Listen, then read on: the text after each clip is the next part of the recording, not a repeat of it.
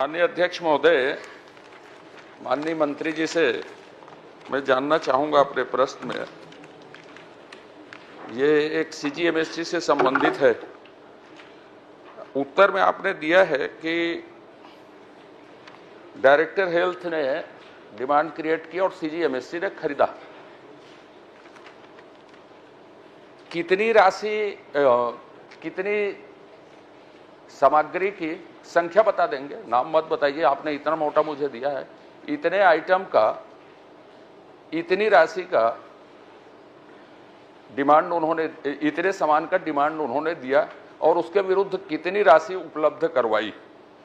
Demand जो दिया, कितनी राशि उपलब्ध करवाई गई और कितने दिन के अंदर में वो सप्लाई हुई?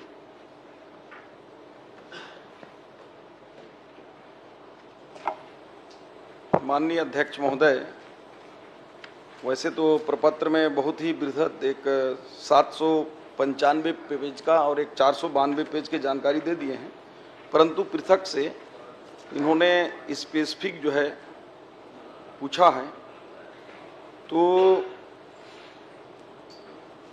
मोक्षित कॉरपोरेशन को 2019-20 से 22-23 तक 266 प्रकार के रीजेंट कुल 453 करोड़ रुपए का खरीदी किए गए और 2023 में मैं वो पूछा नहीं। अच्छा, माननीय अध्यक्ष महोदय, मैंने ये कहा कि डीएचएस ने मांग पत्र दिया। मांग पत्र कितने सामान का दिया अब, और कितनी राशि उनको उसके विरुद्ध उपलब्ध करवाई और कितने दिन में वो सप्लाई हुई?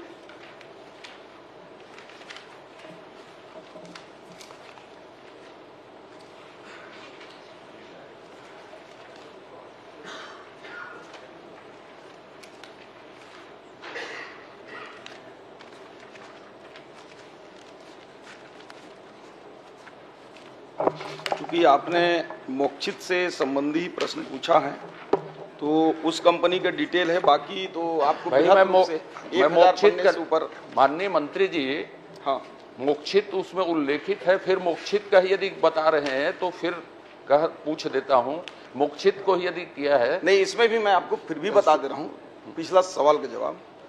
ये राज्य बजट से वर्षवार आपको बताऊं कि एक साथ बता दूं?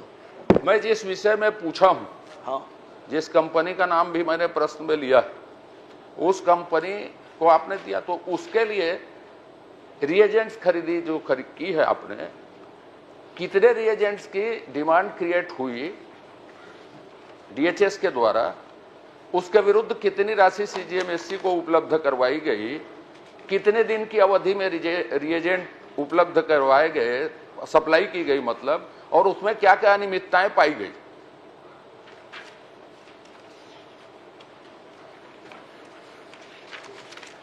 माननीय अध्यक्ष महोदय, मोक्षित कॉरपोरेशन को 2020-21 में रीजेंट भी खरीदे थे, उपकरण भी खरीदे थे। तो दोनों बताऊं कि आप उत्तर दीजिए, फिर मैं पूछ लूंगा। आप मेरे प्रश्न मत करिए ना, उत्तर दीजिए। उपकरण में 2020-21 में 10 प्रकार के उपकरण खरीदे, जिनमें उपकरणों की संख्या 256 था। 11 करोड़ 20 लाख रुपए की उसको क्रयादेश दिया गया था। 11 करोड़ 20 लाख रुपए का भुगतान हुआ। 21-22 में 2 प्रकार के उपकरण थे, 41 उपकरणों की संख्या थी। 3 करोड़ 15 लाख रुपए का क्रयादेश दिया गया और भुगतान भी 3 करोड़ 15 लाख का हुआ। और 22-23 में 8 प्रकार के उपकरण थे, 1846 उपकरणों की संख्या थी। 83 करोड़ 82 लाख रुपए का भुगतान हुआ और 83 करोड़ 82 लाख रुपए पूरा भुगतान हो गया। और 23-24 में माननीय अध्यक्ष महोदय 10 प्रकार के उपकरण इनसे खरीदे गए और 22 प्रकार के उपकरण थे। 81 लाख की खरीदी हुई और उसका भुगतान अभी शेष है। इसी प्रकार से जो रीजेंट है, रीजेंट हमने 19-20 में माननीय अध्यक्ष महोदय 10 प्रकार के रीजेंट 20 करोड़ 48 लाख रुपए खरीदे, उसका पूरा भुगतान हो गया। 21-22 में 21 प्रकार के रीजेंट लिए 20 करोड़ 88 लाख पूरा भुगतान हो गया। 21-22 में 70 प्रकार के रीजेंट खरीदे, 88 करोड़ रुपए का क्रयादेश दिया गया, भुगतान पूरा हो गया। 22-23 में 165 प्रकार के रिजेंट थे, 324 करोड़ रुपए की खरीदी हुई, पूरा भुगतान हो गया। और अभी 2023 में ये 249 प्रकार के रिजेंट खरीदी हुए, 385 करोड़ का उसको क्रय आदेश दिया गया, उसमें मात्र 47 करोड़ रुपए भुगतान किया गया और 338 करोड़ रुपए देना शेष है। में क्या क्या अनियमितता पाई गई और किन अनियमितताओं की जांच हो रही है, ये आप बता दीजिए। क्या क्या अनियमितताएं पाई गई, मोक्षित कारपोरेशन कह लें या सप्लाई करता जो भी हो, क्या क्या अनियमितताएं पाई गई, इस माननीय अध्यक्ष महोदय, ये प्रश्न माननीय सदस्य ने राज्य के हित के लिए बृहद रूप से लगाया है और पहले भी ध्यान आकर्षित किए हैं, उसके लिए इनको मैं धन्यवाद भी देता हूं।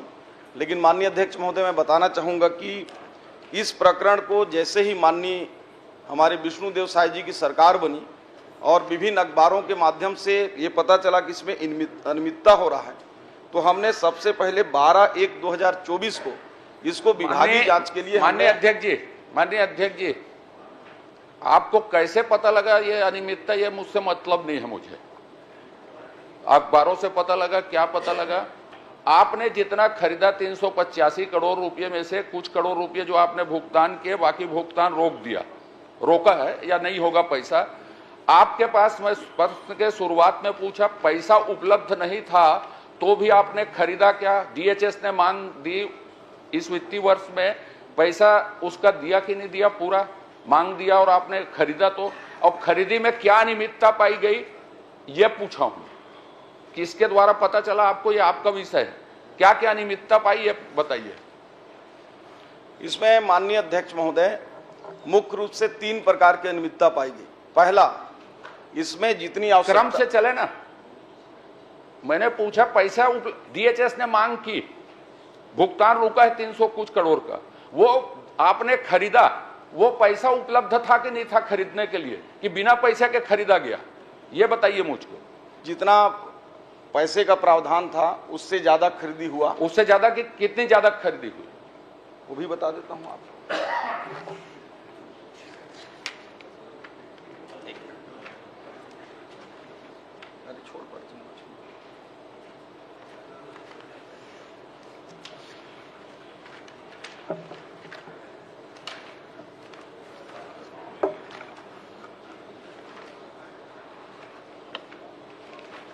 माननीय अध्यक्ष महोदय, कल चंद्राकर जी मेरे लिए आरोप लगा रहे थे कि बाकी के समय इनको दे दिया जाए, तो हम प्रार्थना कर लें कि क्या बाकी सब समय आप ही को दे दें? अरे मेरे को कहा दे रहे हैं, मैं तो मंत्री जी उत्तर नहीं दे रहे भाई, मैं तो चुपचाप बैठा हूं। मेरे प्रश्नों को उत्तर आ जाए भाई, इतना ही चाहता हूं। माननीय अध्यक्ष महोदय, 2024-25 में 120 करोड़ का बजट में प्रावधान था, उसमें 108 करोड़ रुपए आवंटन प्राप्त हुआ और मैंने जैसा बताया कि 385 करोड़ की। अगला प्रश्न कहा जाइए भाई साहब। माननीय अध्यक्ष महोदय, 325 आपने स्वीकार कर लिया, पैसा उपलब्ध नहीं था तो भी खरीदा गया। सीजीएमएससी के नियम में या स्वास्थ्य विभाग के किसी नियम में पैसा नहीं है और खरीदा जा सकता है क्या? और ऐसी खरीदी की गई तो उसके खिलाफ आप क्या कार्रवाई कर रहे हैं? कौन खरीदा और किसके खिलाफ क्या कार्रवाई कर रहे हैं, ये बताइए। माननीय अध्यक्ष महोदय, इन्हीं सब गड़बड़ियों के चलते इतिहास का आपसे गड़बड़ियों की जांच में बात, मैं जो इसमें मैं हाथ जोड़ के प्रार्थना कर रहा हूं आपसे। आप जानना क्या चाहते हैं? हमने ईओडब्ल्यू जांच को दिया आदेश, जांच तक तो बाद में, और इसमें 15 अधिकारियों के खिलाफ हमने एनओसी दिया है। आपने बहुत अच्छा किया। इससे बड़ा बृहद क्या हो सकता है? आरोपी जो फर्जी के अभी जेल में है, मैं जो इससे बड़ी कार्रवाई क्या हो सकती है? मैं जो सरकार आने के साथ हमने 1 महीने में जांच कराया। भाषण मत दीजिए, प्रश्न का उत्तर दीजिए। प्रश्न का उत्तर ही दे रहा हूं। मैंने पूछा है आपसे कि जो पैसा नहीं होने के बाद खरीदा गया, आपके नियमों में है क्या ऐसी खरीदी हो सकती है? और यदि नियमों में नहीं है तो उस कौन अधिकारी ने ऐसा किया, उसके खिलाफ आपने क्या कार्रवाई की? ये पूछा हूं। आपने 25 लोगों को जेल में डाला है, 40 की, ये इससे मतलब नहीं। मेरा प्रश्न स्पेसिफिक है, उसमें उत्तर चाहिए मुझे। माननीय अध्यक्ष महोदय, ये मामला बड़ा बृहद रैकेट के रूप में किया गया। ये नियम में नहीं है कि बिना आवंटन के खरीदा जाए, परंतु हेल्थ एक ऐसी व्यवस्था है कि कभी कभी कुछ मात्रा में उसको, कुछ मात्रा 385 करोड़ की नहीं हो सकती। माननीय अध्यक्ष महोदय, बोलने कुछ दीजिए। मात्रा थोड़ा 300 सुनिए, का- बैठिए, सुन जवाब तो लीजिए। जवाब सुनिए, अभी धैर्य- महोदय, धैर्य मेरी रखिए। जवाब को पूरा सुन लिया जाए। माननीय पूरा अध्यक्ष जवाब महोदय। सुन ले, फिर बाद इसके में बाद जो प्रश्न आएगा तो करना करने है। आराम से, आप धैर्य से बैठिए, आप जवाब दीजिए। हेल्थ में नियम के नहीं होने पर थोड़े मोड़े मात्रा किया जाता है, परंतु महोदय ये 385 करोड़ का मामला था। हमने शुरू में जनवरी में ही जांच के लिए विभागीय जांच करवाए और जांच में धीरे धीरे प्रतीत हुआ कि जांच करने वाले ही उसमें खुद मिले हुए हैं। तो हमने जो है पूरे इस मामले को उठाकर विधानसभा में प्रश्न भी आया और माननीय मुख्यमंत्री जी के निर्देश के अनुसार हमने प्रदेश की सबसे बड़ी जांच एजेंसी ईओडब्ल्यू को हमने उसको स्थानांतरित किया माननीय और अध्यक्ष इसमें महोदय, माननीय 15 अध्यक्ष अधिकारियों महोदय, के खिलाफ हमने एनओसी भी दिया है कि उनके खिलाफ भी करिए अभी, और इसमें जो भी माननीय जांच के अध्यक्ष दायरे महोदय, चलिए एक आखिरी ईओडब्ल्यू कर रही आपसे है। मैं संरक्षण चाहता हूं। आपने क्या कार्रवाई की माननीय मुख्यमंत्री, आपने जीरो टॉलरेंस किया है, वो आप सब बधाई ले लो मेरी, लेकिन कृपा करके मैं जो स्पेसिफिक प्रश्न किया हूं उसका उत्तर दे दीजिए और उसके बाद मैं नहीं पूछूंगा आपसे। प्रॉमिस। एक आखिरी प्रश्न जो भी कर रहे हैं कर लीजिए। माननीय अध्यक्ष महोदय, हाँ। एक मिनट। माननीय अध्यक्ष महोदय, आपसे आग्रह करूंगा, आप बहुत सीनियर आदमी हैं, प्रश्न की संख्या के बजाय यह भी देखा जाता है कि प्रश्न के उत्तर आ रहे हैं कि नहीं आ रहे हैं, और पॉइंटेड पूछ रहा हूं मैं, तो उत्तर नहीं आ रहे हैं तो संख्या का कोई मतलब नहीं। नहीं, मेरे चलिए, पूछने pointed का ही जवाब मतलब दे नहीं। रहे हैं। चलिए, आप माननीय, थोड़ा प्रश्न आप करिए। मैं जो पूछा हूं उसी में बताइए, आपने जो जो कार्यवाही की हो उसमें नहीं पूछा हूं, हाथ जोड़ के आपके प्रार्थना कर रहा हूं मैं। जितनी राशि मैंने बिना राशि के खरीदी की गई, ये आपके नियमों में है कि नहीं है, तो आपने नहीं है कहा। तो जिस अधिकारी ने इसका वायलेंस किया, इस नियम का बिना पैसे के खरीदा, वो लोग कौन थे और उनके खिलाफ क्या कार्रवाई की गई? आप किसको, मुझे बताइए कि उनका नाम ईओडब्ल्यू भेजे हैं, सीबी में भेजे हैं, सब बता दीजिए। स्पेसिफिक पूछ रहा हूं कि कौन अधिकारी इसके लिए जिम्मेदार हैं या कौन कौन अधिकारी जिम्मेदार हैं और उसके खिलाफ आपने क्या कार्रवाई की?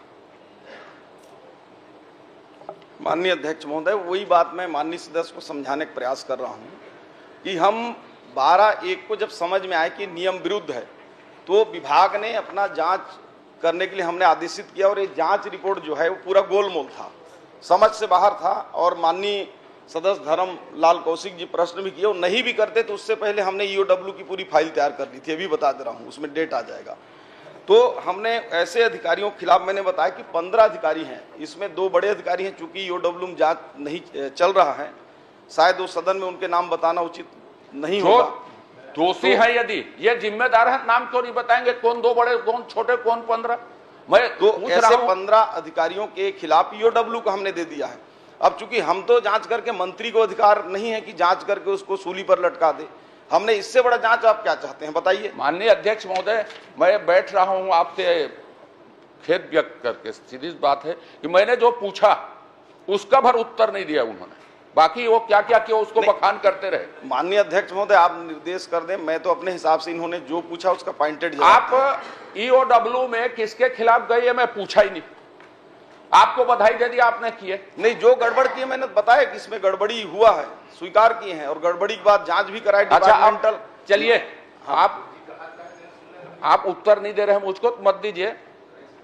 मैं ये पूछ रहा हूं कि इसमें जो कारपोरेशन का नाम मैंने उल्लेखित किया है, उस कारपोरेशन के खिलाफ भी आप ईओडब्ल्यू में गए हैं, तो उसके खिलाफ क्या क्या किन किन मुद्दों में जांच हो रही है ये बता दीजिए।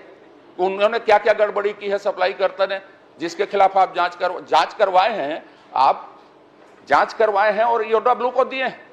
तो जिन्होंने सप्लाई की है, उन्होंने सप्लाई करता है, उन्होंने क्या क्या गड़बड़ी की है जिसके खिलाफ आप ईओडब्ल्यू में गए हैं, ये मेरा आखिरी प्रश्न है। चलिए। माननीय अध्यक्ष महोदय, उसमें सप्लाई करता और सप्लाई कराने में जिनका हाथ था, जिन अधिकारियों का, कर्मचारियों का, पूछ रहा हूं मैं, उन सबके खिलाफ ईओडब्ल्यू में हमने नाम दिया है। और मुख्य रूप से जो ये बिंदु पूछ रहे हैं कि सप्लाई करता क्या क्या गड़बड़ी था, तो उसके तो गड़बड़ी नंबर 1 कि बिना किसी प्रकार के उसमें खरीदी नियम में जो दर हैं, वो 100 रुपये की चीज को 10 गुना 8 गुना रेट में खरीद लिया गया था। वो जांच हुआ। ऑर्डर मिला है। दूसरा, उसने ऑर्डर मिला, ठीक है, मैं रुकिए, आपके विभाग ने ऑर्डर दिया उतने पैसे में सप्लाई का उनको। अरे उसी में तो आ रहा हूं मैं। इसके बाद जो ऑर्डर दिए माननीय अध्यक्ष महोदय, उसमें नियम है कि उसको चालू करके उसमें रीजेंट जांच चालू होने के बाद भुगतान होता है। अभी भी 700 से ऊपर मशीनें हैं, आज तक नहीं चालू हो पाई हैं। तीसरा चीज उसने बताया कि ये क्लोज मशीन है जिसमें दूसरे का रिजेंट नहीं लगता है, और छद्म पूर्वक जो है उसने ओपन मशीन भी दे दिया जिसमें किसी के भी दवाइयां लगते हैं। तो कुल मिला के ये सप्लायर और अधिकारियों की सांठगांठ से हुई है। प्रथम दृष्टया में सप्लायर को जेल में डालकर उसको ईओडब्ल्यू में डाला है, और अधिकारी भी उसमें 15 अधिकारियों के नाम हैं, उनको हमने एनओसी दे दिया है। चूंकि ईओडब्ल्यू जांच कर रही है, विभाग नहीं कर रही, इसलिए मैं समय सीमा भी नहीं बता पाऊंगा। प्रश्न का